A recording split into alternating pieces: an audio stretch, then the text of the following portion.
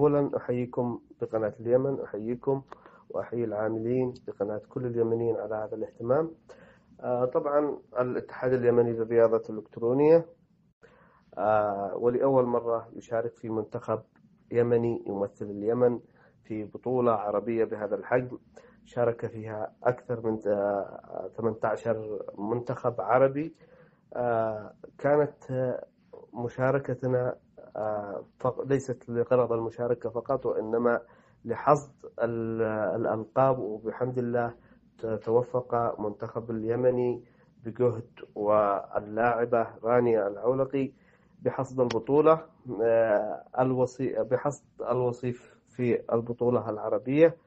وهذا إنجاز كبير، ويأتي هذا الدعم وهذه المشاركة برعاية أخي معالي الوزير الأستاذ نايف البكري، وباهتمام كبير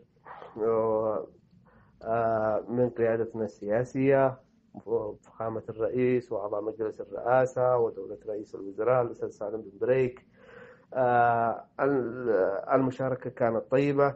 حضرنا اجتماع الاتحاد العربي للرياضات الإلكترونية، وهناك إن شاء الله مشاركات قادمة للمنتخب اليمني في إطار آسيا.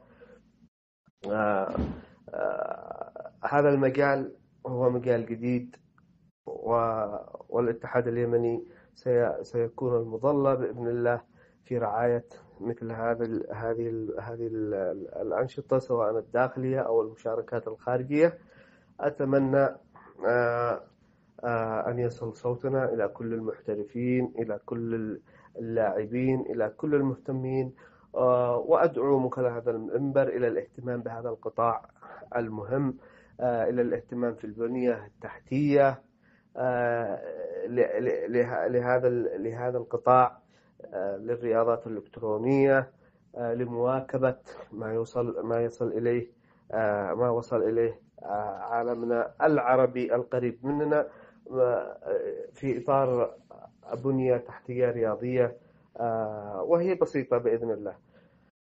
شكرا لكم في قناة اليمن، وبإذن الله القادم يكون جميل في إطار العمل الرياضي، سواء في إطار الرياضة الإلكترونية أو في إطار العمل الرياضي والشبابي بشكل عام. شكرا جزيلا لكم.